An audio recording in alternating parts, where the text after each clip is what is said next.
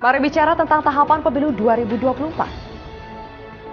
Pencalonan DPD dimulai sejak Desember 2022, sementara pencalonan DPR dan DPRD dimulai sejak April 2023. Sedangkan pencalonan presiden dan wakil presiden pada Oktober sampai November 2023. Dilanjutkan dengan masa kampanye pada November 2023 sampai Februari 2024. Setelah masa kampanye, peserta pemilu wajib menaati masa tenang, memberikan waktu kepada masyarakat untuk menimbang secara objektif pilihan mereka. Selanjutnya rekapitulasi hasil pemungutan suara. Setelah suara dinyatakan sah, presiden dan wakil presiden akan diambil sumpah.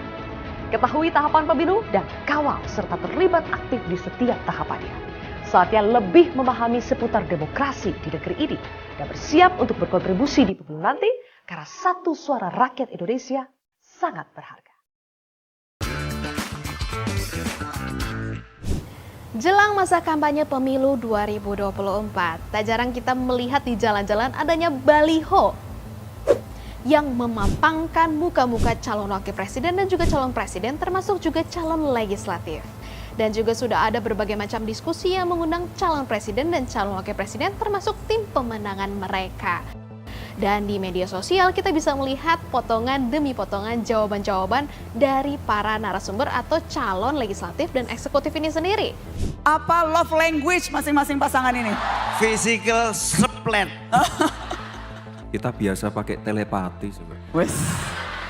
Diskusi profesor.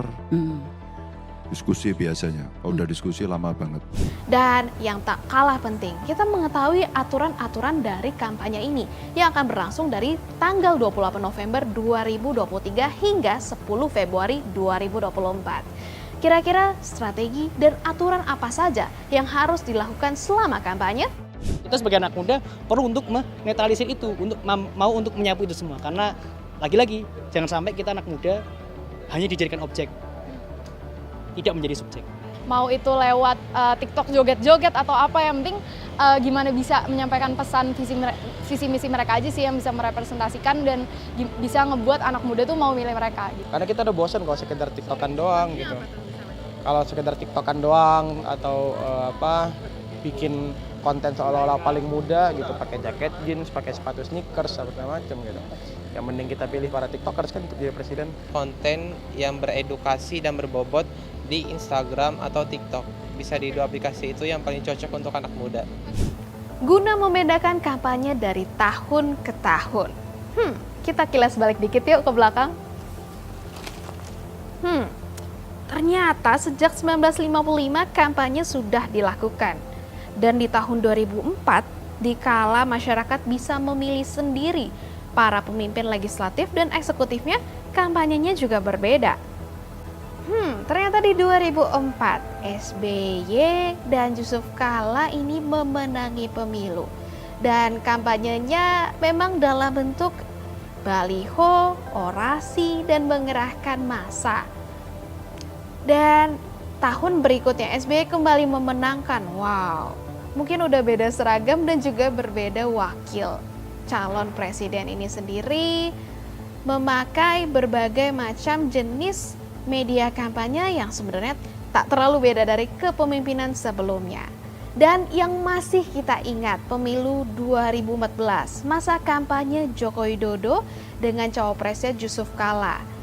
Dengan profil yang merakyat dan juga baju kotak-kotak. Media kampanyenya juga kurang lebihnya ada baliho-baliho dan juga mengumpulkan massa dan berorasi seperti pemimpin yang sangat membela rakyatnya. Dan juga saat itu nih, Jokowi bilang politiknya harus politik yang menyenangkan, jangan ada ujaran kebencian. Jadi ingat nih, sekarang baliho anaknya bilang politik yang santuy dan sopan ya. Nah, di tahun 2019 Jokowi menang lagi hingga kepemimpinannya saat ini, namun dengan berbeda cawapres. Medianya beda nggak ya kampanyenya ini? Dan di tahun 2024 nih, kira-kira dengan kemajuan teknologi dan juga pemilih muda yang begitu banyak, kira-kira ada yang berbeda nggak ya strategi kampanyenya?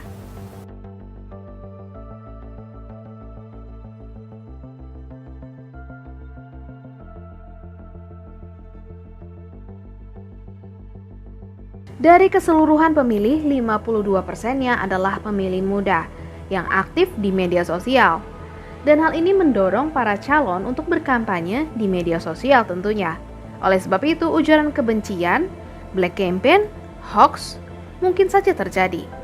Aturan main untuk mencegah adanya berita palsu ataupun hal-hal lain yang membuat gaduh perlu diperjelas.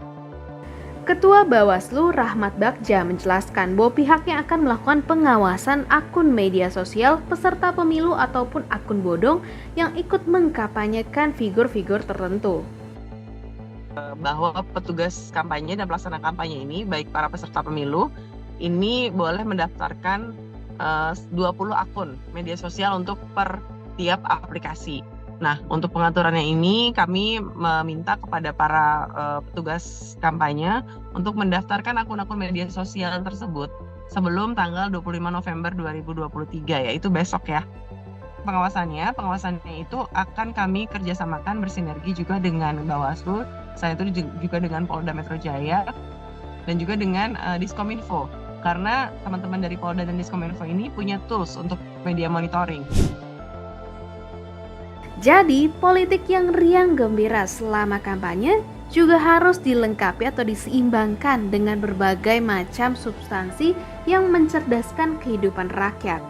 Bukan hanya cinta buta, namun para pendukung harus cinta terhadap apa yang diberikan oleh para pemimpinnya, visi, misi, dan nilai-nilai yang dibawa selama kampanye. Bagaimana menurutmu? Taruh pendapatmu di kolom komentar di bawah dan jangan lupa saksikan Ada Apa Hari Ini